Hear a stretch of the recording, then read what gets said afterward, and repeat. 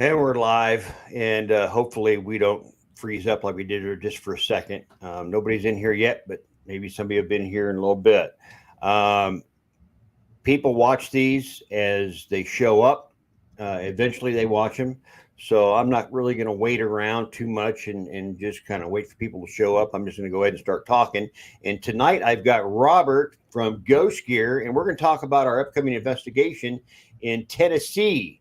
And Right. we're going to talk a little bit about some pictures that we shared on Facebook. And it was a ghostly apparition that possibly appears in these photos. And I turned around and I debunked my own stuff or our own stuff. I posted on there that, hey, I think we might have found a ghost, but I'm not real sure. We'd have to get, Robert to validate it if it is. In fact, I made that on the post. I said, we want to see if anybody recognizes this possible fuzzy looking apparition. And in that photo, and I'm gonna bring it up. It's right here. This is the photo. This is what it looks like.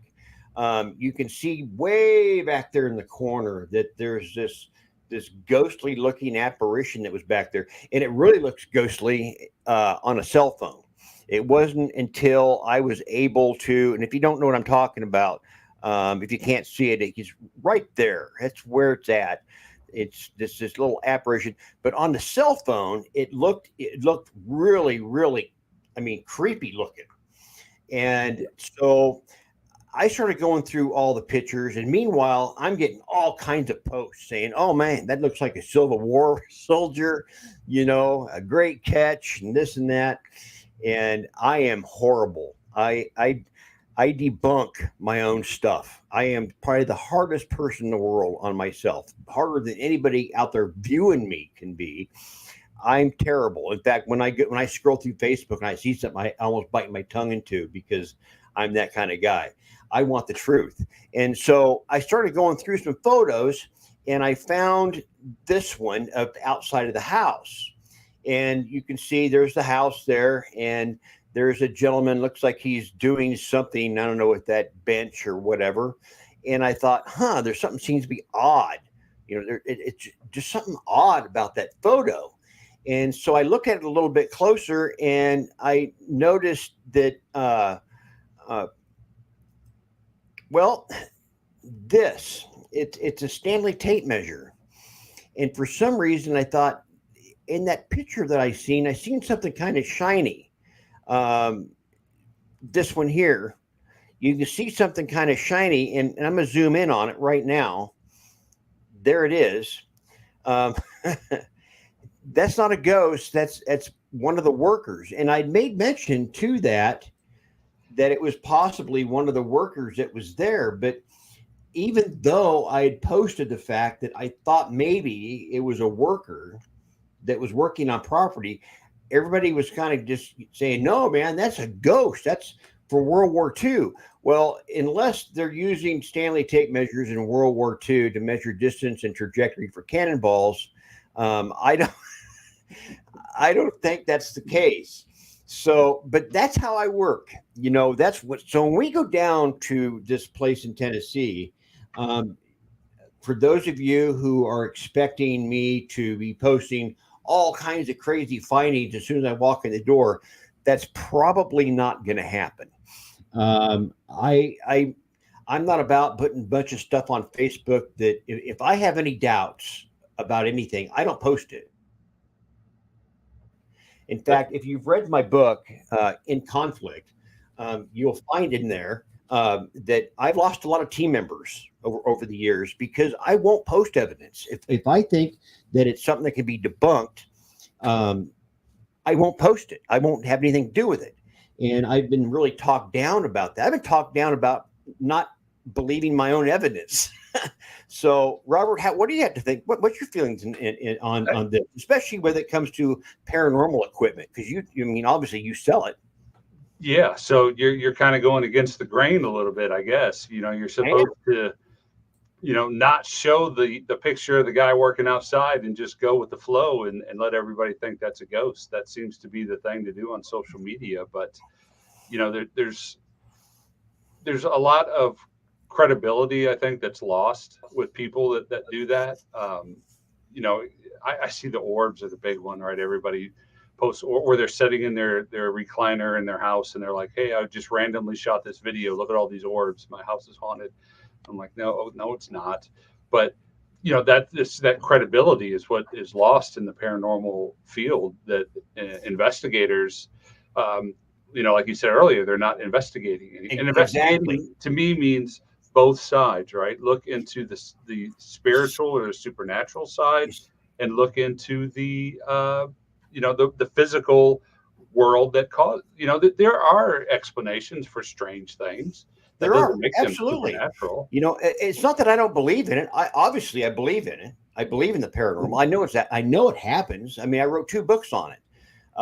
But you know, that's why I have things like this. People know what this is. This is a black light, and I use this a lot in investigations. If I see a lot of orb activity that's on my camera, on either video or on my digital camera or phone, I get out the black light, and chances are the room just glows with dust everywhere.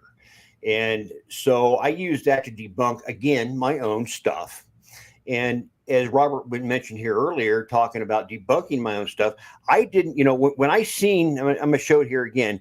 When I seen this, I didn't have to go back through and find this picture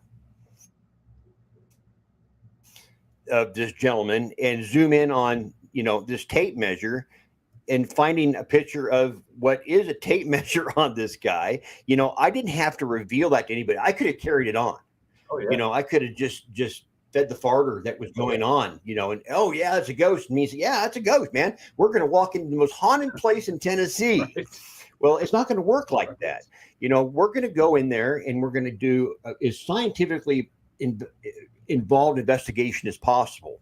In fact, Robert, you were sent some drawings. I haven't got those drawings, but you were sent some drawings, right? Yep, I got some drawings of the house, the layout of the house, and you know, the house is old enough to where they don't have the original plans.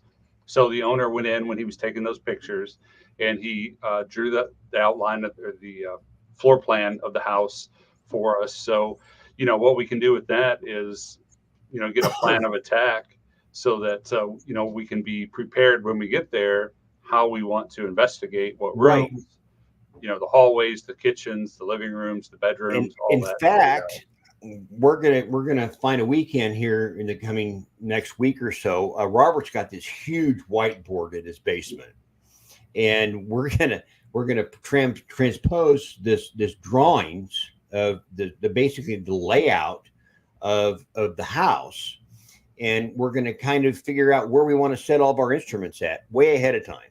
Right. So, and you know, we're going to be using, well, it's right here. I got a picture of it. Let me see if I can bring that picture up real quick. Let's see. Here it is, right here. Yep, there it That is. one right here. Yep, that's it. It's a sonic motion sensor, and we've determined, or Robert has determined, not me, Robert has determined that this sensor, it'll shoot out about 12 feet. That's right. Approximately 12 to 14 feet. And it has 2 little eyes on top. Robert, you want to show them those little beat? It has like 2 little, yeah. And those kind of shoot out in a cone. And you were figuring how many degrees? They're 15 degrees. So 15 degrees, it shoot out about 12 foot. So we figure both those cones will have a span of about, somewhere around 12 foot wide. And by creating this blueprint that we're going to do, we're going to figure out how many of these sonic motion sensors we need. And wherever the gap is short at, we're going to put millimeters or ghost meters. So basically, this entire house is going to be a huge snare trap. I mean, right. You know, I'm a hunter. You know, I've been a hunter since, you know, not a ghost hunter. Physical hunting animals, and animals aren't much different than people. You know, you can count on kind of the direction they're going to travel, and there's the least past the resistance, the whole shebang. And we're going to study this house and set up these devices on tripods. Yep. And the reason we're going to do it on tripods is we don't want our hands on anything. We want this to happen in a normal sense, in a fashion in which if something passes through and sets these devices off, 1, 2, 3, we're hoping that we're hands free. We're not going to be touching any of this stuff, and hopefully catch it on these cameras. I'm using the Canon FX205s. We're going to have those situated in 2 of the rooms that I know are going to probably have the most traffic, which is going to be the living room and to the kitchen. Not to say that we won't eventually put them upstairs. We're going to be locked into this. We're not really locked in. We're not locked in, but we will be in there for 7 days. For what? How many hours? 163 hours? Yeah, 160 some hours. Yep. Yeah. So it's going to be a lot of footage, and we're just going to try to figure out what's there. And unlike any other place, these people, they don't want to turn this in. Let's just look at this house real quick. I mean, this thing is nice. I mean, it's big. It was built in 1901. They want to flip it. They don't want to turn it into a bed and breakfast or anything. And if there is something in there, they want it out. They want it gone. And I am more than happy to accommodate them for that. I will get Reverend Father Lopez, he's an exorcist. He's with the Roman Catholic Diocese Church. He's done this for 40 some years. He's been on haunted hospitals. He's the real deal. He's a real Catholic exorcist, and we're gonna get whatever there is out and send it back to hell where it belongs. I don't care if it's somebody's grandma. It's going back to hell. So, and if people hate me for that, and that's okay. I don't care. I think that all these things are bad. Well, it most likely not. But if it was, it's going back to hell. So, the cool thing is we're going to be using some really neat devices. One, we're going to be using the ultrasonic motion sensor. We're going to be using the tower. And then a couple other little devices that Robert's going to bring along that, again, everything in here is going to be ghost gear. Obviously there's going to be a few things that we're taking along, the old standards. But we're taking Robert's stuff mainly because, and I'll let him explain.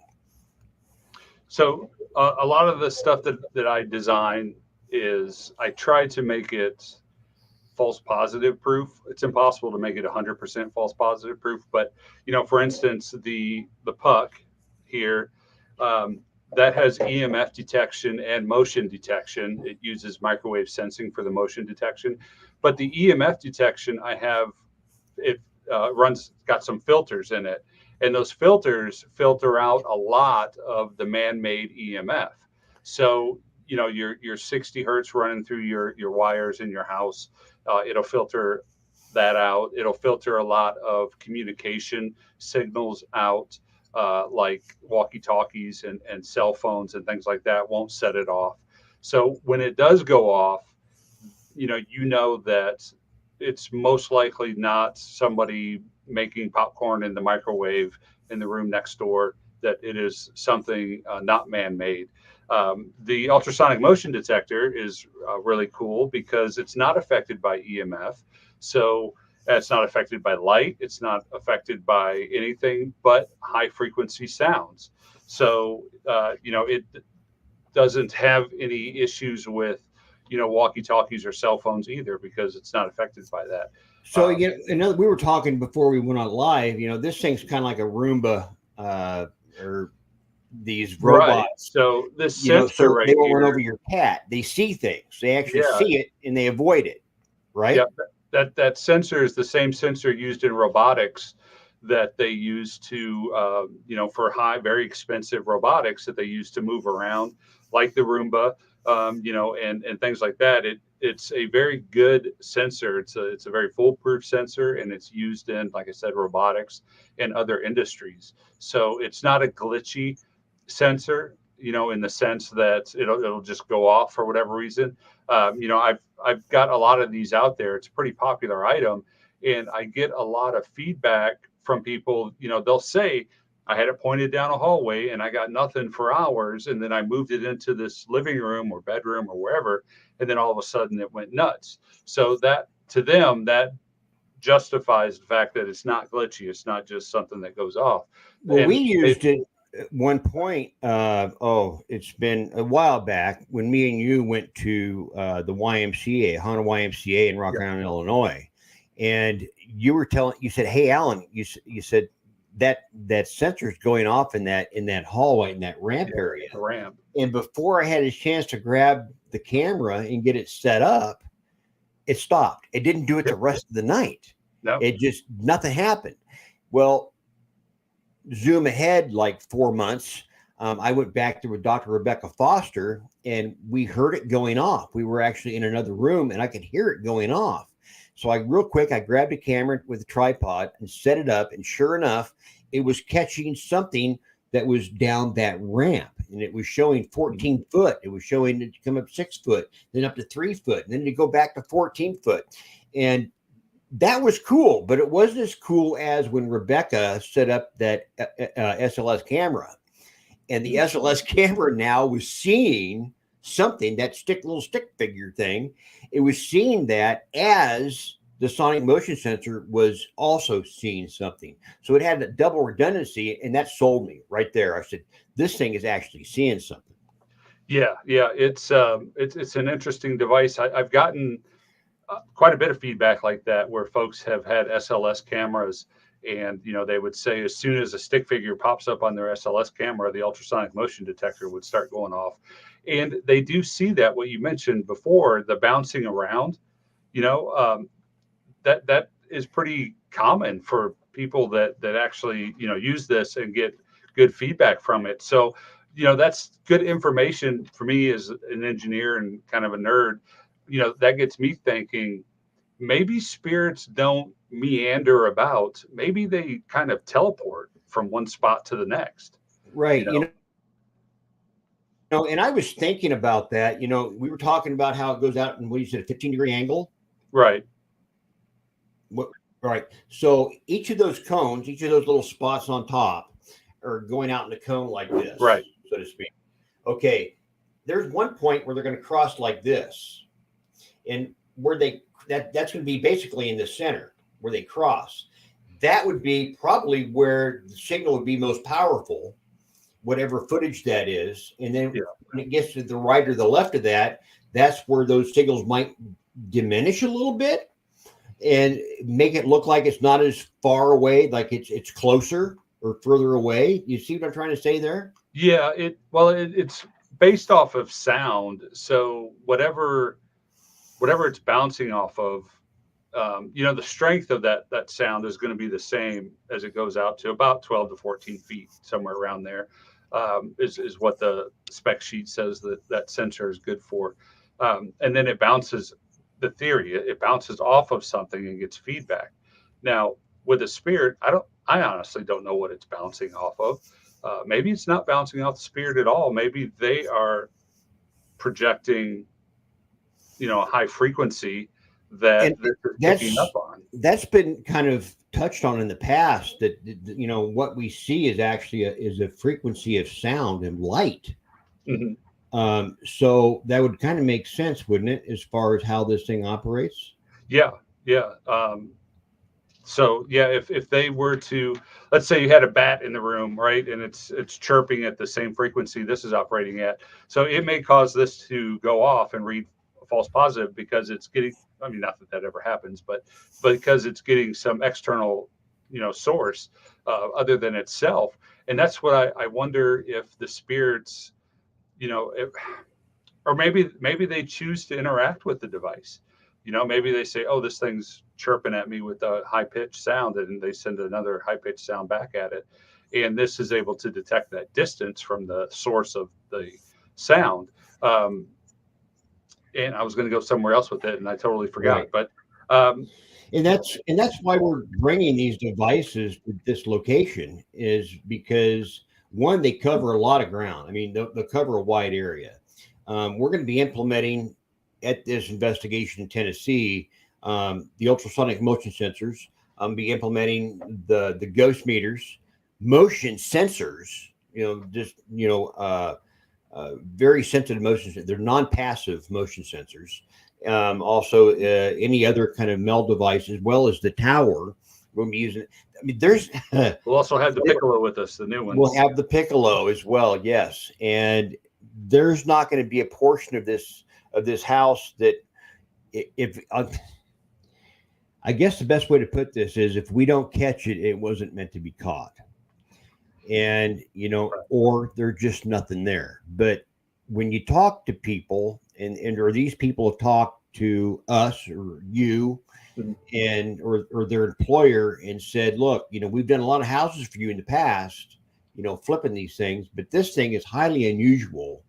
Right. Yeah, they've and found clothing in the walls. Give us a little bit of background on this house one more time. Yeah, so the way it started was they found some clothing in the walls, the contractor did, and he thought that was kind of odd. And then after that, he started hearing voices. He thought there were other people there with him. He mostly works alone. So when he started hearing voices, he thought that maybe the owners had showed up and they were in the house. So he went looking for them and didn't find anybody. And then it kind of evolved into shadow play, to where he started seeing shadows, where he thought people were walking by, on the corner of his eye, he would see like something move. So then he started seeing that. And then he found more clothes in the walls and upstairs. So he found them downstairs in the walls, and then upstairs he found them in the walls. And he reported that to the owners, and they know him pretty well. So they probably had a candid conversation, and all of this came up. And that's when they contacted me about it. If I knew anybody in the Tennessee area that would be willing to check the house out to see if there was anything to it. It's an older house. It was built in 1901. The owner died a year after it was built of pneumonia. And ever since then, the house has had, a bit of tragedy and bad luck. The widow remained there, although she left for a few years, and then she came back to the house. And then I think she slowly went blind and passed away, not in the house, but she passed away, interestingly, almost to the date of her husband. They both passed away in October. That's wild. Just a few days apart from each other. Well, this place in Milltown, Tennessee, and I've been doing a little bit of research. We do have a researcher that's been pulling a lot of stuff for us, but I've been doing a little bit of research myself, and there was a battle there, just like a couple blocks away from this house that we're going to be investigating. There were two generals involved, Alvin G. Gilman and John C. Vaughn. Gilman was with the Union Army, Vaughn with the Confederate Army. Gilman had a strength of 2,800 men. Vaughn, Confederacy, a strength of 1,700 men. There were some casualties and losses, obviously. Gilman, General Gilman of the Union Army, total of loss and wounded was 26, with 8 killed, 18 wounded. Vaughn, total killed and wounded, 309, basically 85 killed, 224 wounded or captured. So that's a significant loss. Yeah. That went on there. And there's a church that's nearby that served as a hospital. Yeah. And Bethesda Church. Yeah. So that's another location that we're going to kind of look at a little bit. But that whole area, again, where the house is, was basically battleground. That house wasn't there. We're talking 1863 or so. And this house was built in what, 1901? 1901, yeah. Yeah. In 1901, there were still Civil War soldiers around. I think the last one died. The last Civil War soldier, I think, died in 1952. Oh, wow. So that means that's still a long time ago. Yeah. But there were probably some soldiers still remaining in 1901 that were still in that area, they felt attracted to it. You know, it's not this guy. No. It's, you know, obviously, you know, when I first seen this photo, I thought, you know, of course, I seen it from a distance. I seen it was this photo here, and I could barely make it out. I thought there's something back there, and there he is. That's what it kind of looked like, and I thought there's something. So I posted it. I posted that picture, and people saying, "Yeah, man, that's a ghost." And so I started going through a bunch of other photos that you sent me, Robert, and I found this guy, and I noticed that this guy had a tape measure on. And then when I went back to look at those photos again of that hallway, I seen this guy with a tape measure on. Right. So yeah, I do. I do this to myself. I could have just left it at that. People were coming in there and they were saying, "Yeah, this is a World War or a Civil War Civil War. soldier," and on a cell phone, it does. You know, when I seen those pictures on a cell phone that you sent to me, Mhm. it looked really freaking eerie. And it wasn't until I was able to get it on to Adobe Premiere Pro and look at it Yeah. and really was able to clean it up. I seen right away. I said, "No, it's not. This is a guy, and this is the same guy that's working outside, uh, doing something." It was not a ghost. In fact, I made comment of that in the very beginning when I first posted it. I was already really suspicious of my own findings. I mean, I'm always suspicious of myself, and I thought, you know, it just doesn't set right with me. So it might be. And I was going to get a hold of you and have you get a hold of them and have them show them that picture and say, "Is this somebody you recognize?" And then I started doing my own little detective work and putting on Premiere Pro and really enhancing the photo. And I go, okay, it's not a ghost. But a lot of people were convinced that it was. And that's what really concerns me a lot about paranormal. You know, I'm not afraid to say I was wrong. I never am. I'm never afraid to say I'm wrong. Uh, but I also don't want to throw a bunch of farter out there that's not true. Yeah. And I and think people just want to believe so oh, they strongly. want to believe You badly. know. Yes, Yeah. strongly want to believe. And that's okay. You know, we all want to believe, but you know, when you see this and you know it's related to that, Right. you know, I could have just left it be. I could have not shown this picture. I could have just left it as it was, left it at a distance like it is right here. You know, if Yeah. you can't see him, he's back there in the corner. In the on the cell phone, if I just left it on the cell phone and didn't clean it up, it would have still looked really ghostly. And I could have left it at that and said, "Look, this is a really haunted place we're going to go to. We're already seeing ghosts from pictures, you know, being taken by the contractor."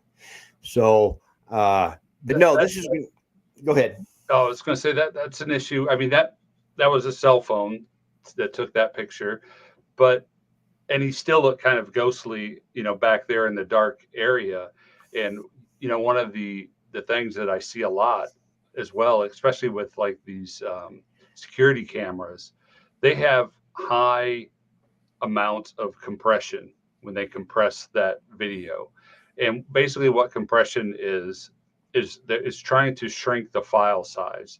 So what it does is it will look at an area and see the colors in that area and say, well, these colors are very similar to one another. I'm going to assign it a gray value or a dark gray value. And it turns a person that's wearing a dark clothing on a dark background, it gives them that ghostly look as they're walking across the screen there.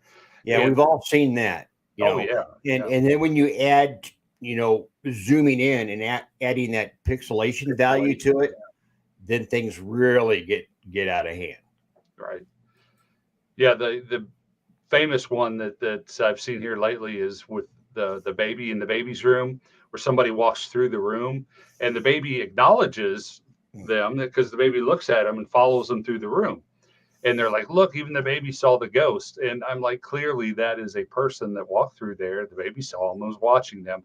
But because they were using a low quality security camera, that compression is going to take a person wearing dark clothing in a dark room, and it's going to blur all those colors together and give them that ghostly look. Well, you got to figure too that a lot of these cameras aren't like the FX205 like I'm using right now. This camera will shoot 57 frames per second. And probably no compression either. It's probably none. I mean, here, that's the card these things take. They take a lot of information. This right here happens to be 128 gigabytes. It takes a lot of information. It takes in, like, again, 57 frames per second. Your average camera, your average cell phone camera, or your average, I don't know, who is that company? Something and Howe, Bell and Howe. They're like, 23 frames per second. So, something starts here, and a second later, it's clear over here. So what happened to everything in the middle? With my cameras, I can see it all the way through. And what happens is these you can't slow it down frame by frame. You can catch a frame, but it's going to be blurred. I mean, that's just the way it is. It caught that in between two frames, and it blurs it out, and then obviously then it looks like a ghost. Yep. That's why I'm very cautious about a lot of that security camera footage. And they're really popular on the TV shows. They love their security camera footage, but I'm for that compression reason that I'm a little leery whenever they show a ghost, walking through. You'll see them. There'll be old security footage of a parking lot or something like that, and you'll see a dark figure walk through there, and they have that ghostly look to them, especially if it's like raining outside. That just adds to the creepiness. There always seems to be some kind of weather event going on, when these things happen, and that causes smudges on lenses and all kinds of things. But I think the bottom line is to this: when me and Robert investigate this house in Tennessee, and there will be times that we're going to attempt to go live during this investigation. Hopefully, we're hoping to get a little bit of Wi-Fi down there where I can do the same kind of setup I'm doing right now, where I can come off my laptop to my camera. This camera we're using right now shoots in military grade IR. It's that really nice gray looking IR. Great. I mean, it's production quality camera. And so we'll be trying to bring live streams for a little while through internet. It won't be high quality stuff like you see on some of these TV shows where, they're using satellites and stuff. But we're going to try to shoot, especially if we start getting any activity. Yep. That's when we're going to try to show what we're finding. Our plan is to shoot, 160 some hours of film. And then if we catch anything, we're going to try to put it all together in pieces. I think we're going to try to get somebody to help us. Probably your son. He's one of these geniuses when it comes to reels and YouTube, and we're going to probably put the whole thing up on, if we catch anything, that is. We're going to try to put everything up on YouTube, and people can see the entire investigation. Right down, if we have to do an exorcism, we're going to have an exorcism done. I've already talked to Ruben Lopez, Father Ruben Lopez, who is an exorcist. We'll do a live. Hope maybe I can do a live exorcism, and who knows? Maybe the whole house will shudder. Maybe we'll make it worse. I don't know. Maybe we'll make it worse. Yeah, who knows? I have no idea. So far, I haven't got any comments in here. Nobody's really saying anything. We've had a few people in. I got one like. Evidently, I haven't pissed everybody off. Nope. But that's who I am, guys. I mean, I do believe in the paranormal. Again, I wrote 2 books on it. I got in too deep and I got in conflict. I do not investigate those places anymore. I have nothing invested in those places. The Stagecoach Inn, it does not need to be investigated. I don't want to go back there. And I'm going to say it. And people are going to say, "Oh no, it's not." But yeah, it's probably the most haunted place I've ever been to in the Midwest. Period. I can't back it up now because it's not open. Although there were several people that did investigate there that would probably agree with me. Short Bus Paranormal for sure. both Nick and Sue of Short Bus Paranormal, seeing the end at its worst. We did an event there, and oh wow, um, it was horrible. It was a horrible time for everybody that was involved. So anyway, I think we've wasted enough time for people tonight. There's not much, when you run out of things to say, you just sound stupid. So Just start babbling then, huh? yeah, you just start babbling, start repeating yourself. So if there's anything new that comes up, if we receive any new photos, unlike, let me see if I can bring it up here one more time. This one here, where we thought we caught an apparition that turned out to be this guy sporting a tape measure. We'll go ahead and we'll try to post it, and just follow along, because it's going to be an interesting investigation. Tennessee is a hot spot for paranormal. There's caves all through there. There's all kinds of history. A lot of death went on, and yeah, just crazy stuff went on in that house. So, that's not to say that there is anything there. Although I did see something really cool. I did find one of those photos had an old sewing machine. Oh, right. That was in there. And, I did a little research on a sewing machine last night. And one, they were dangerous. And get this, what I read was it caused women. This was off what I read. Okay, so don't get mad at me. They say that it caused women to go kind of crazy that ran it back in the early 1900s or 1800s, because it would it would cause them to have orgasms. I can't make this up. I can't make this up. And it was causing psychological problems for people that ran these things for hours and hours and hours, because they actually used some of these machines to sew uniforms for the Civil War. And so anyway, I read that last night or night before last. I was bored, and I seen that picture, and I thought, I wonder what's the story behind the old pump type, using both feet, right. Type sewing machine. And it's there. And I said, are you kidding me? So yeah, that's definitely something they need to keep. It's good. I mean, it was sexually affecting the operators of the sewing machine. So I don't know, that maybe we're going to deal with a house of ill repute. I don't know. Who knows what's going to happen in this place. Oh, we got a comment. Maybe somebody's going to verify that. No, it's Nick. And he says, he said, that we did, Alan, that we did. And he referring to the investigation at the Stagecoach Inn. That was a crazy night. In fact, I recently I had Nick and Sue both on, and Nick says, something, Alan, I'm going to tell you something about that happened at the end that refers to you. And I said, okay, what's that, buddy? Tell me about it. And just as he said, well, this is what happened. My screen went blank. It just went, both screens.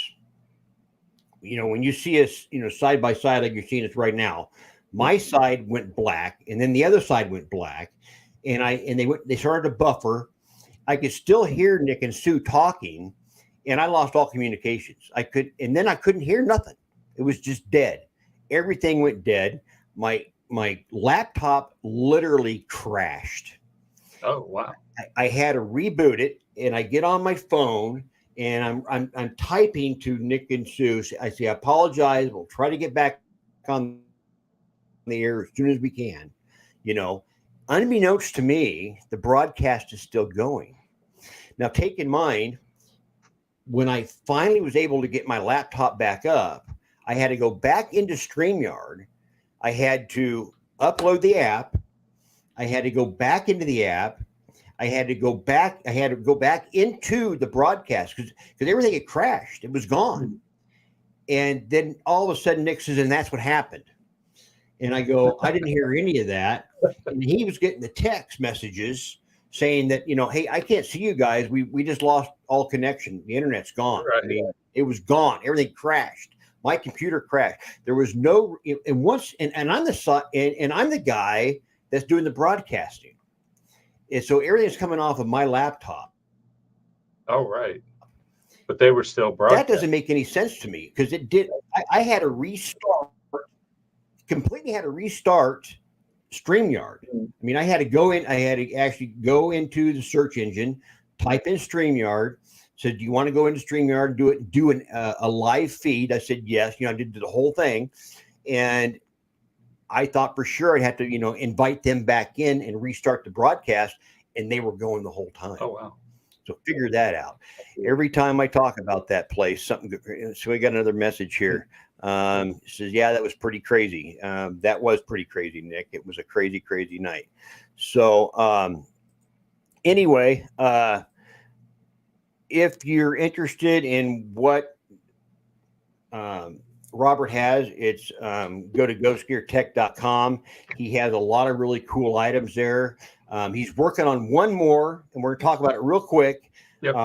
It kind of does what? Yes, no answers? Yeah. So it's a response device. I call it the Epic Box. And what it does is it takes in energy, I guess, from the atmosphere. You can think of it the way that an obelisk works. And then that sets the seed number, and then that seed number goes in and basically lights up either the green light or the red light based off the type of energy that they're giving off in the room. So that will actually be available tomorrow. Tomorrow I get the enclosures in, and assuming everything fits, I will have those up for sale. And then soon after that, we will have the Piccolo for sale. So this is a music box that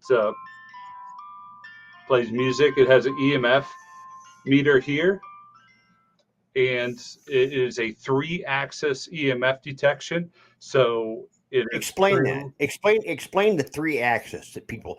Sure. This is something important. This is something people really need to try to understand the difference between 3-axis and what a K2 does or a millimeter does. Right. So a K2 is a single axis detection, and a tri-field is a 3-axis detection. So magnetic fields have 3 axes. They've got the X, Y, and Z. So they've got a 3-dimensional component to them. And when you're measuring one of the axes, you may not be getting the larger of the 3 axes. You may just be getting the smaller axis, right? So you don't know the true magnitude of the EMF. You know that you're getting some EMF, but you don't know the true magnitude of it because the larger spike may be going off to the side and you're just measuring the up and down. The up and down is this big, and maybe the spike out this way is this big, right? So you're only getting a small portion of it. With the 3-axis, you're getting all 3 of them. So you're getting a true magnitude of your EMF. So you're able to, tell really how strong that EMF is.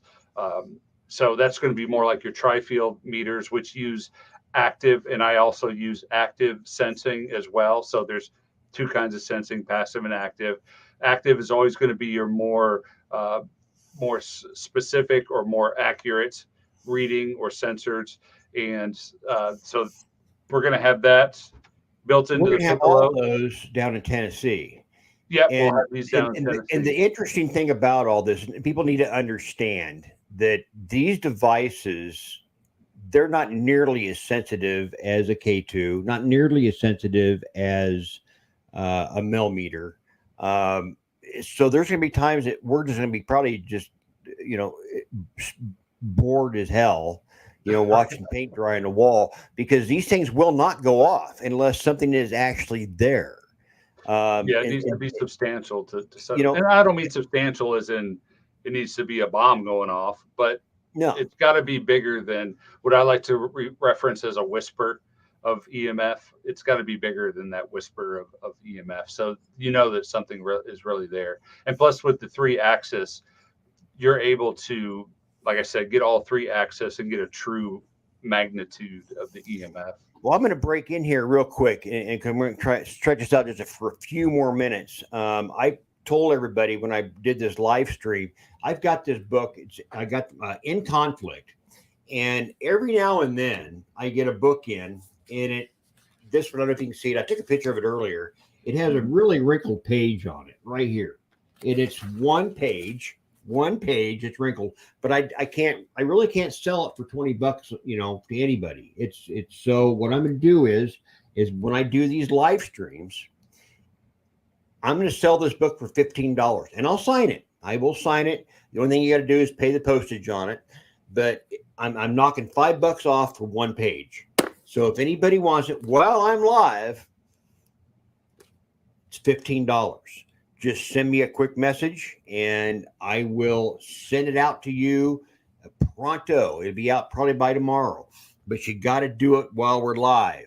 So if anybody's out there that knows somebody that wants one of these books that hasn't seen it yet and wants to get one, you can get it a lot cheaper right now than you can if you wanted to pay the full $20 for it, either on Amazon or again through me. All you got to do is get in touch with me through Messenger and we'll work it out from there. So this is one chance. I was going to throw this in here at some point during this conversation. So if you want an in conflict book, regularly $20, you get it for $15 because it has one little wrinkled page in it.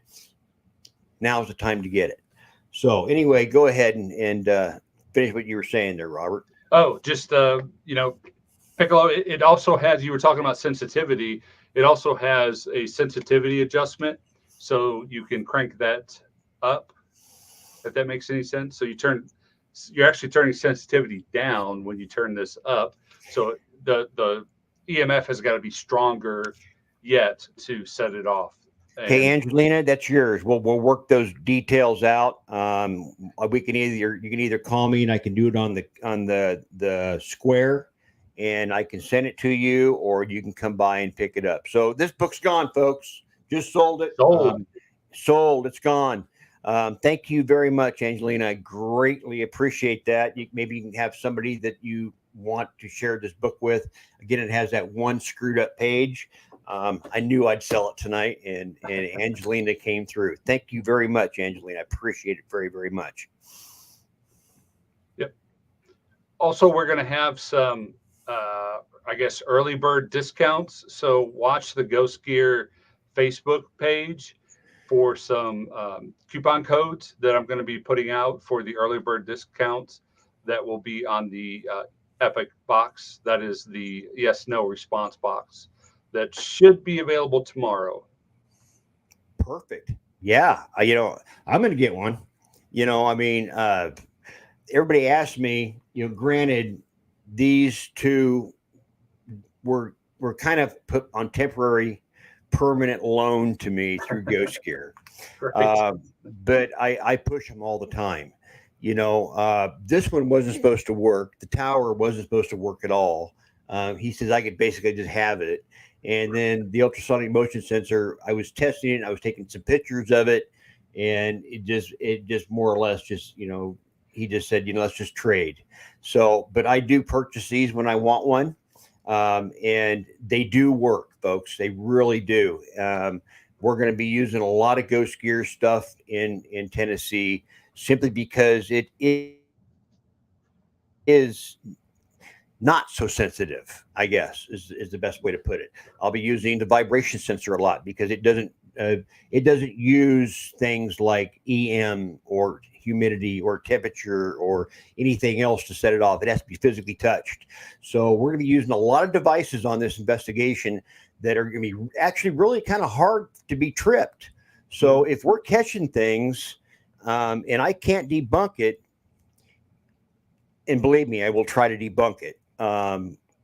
We're gonna find something. And what's Angelina say? She says, okay, I can come pick it up, pay cash even. Perfect. I like hearing. I like cash. Cash is king. That's right. I could take them out to dinner.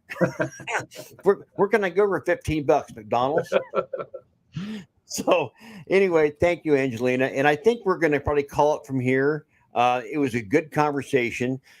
We are indeed going to start filming some of this investigation. As I referred earlier, Robert has a huge whiteboard, and we're going to put the schematic on this whiteboard, and we're going to talk about amongst ourselves, how we want to set things up, and we're going to film everything. We're going to film every aspect of this investigation, and from beginning to hopefully some kind of a definite end, a defining end to this house, and see what we capture. So, yep. Robert, again, thanks a bunch for coming by. Thank you. Greatly appreciate it. And stick around, we'll talk a little bit, and All right. I'll see you guys later.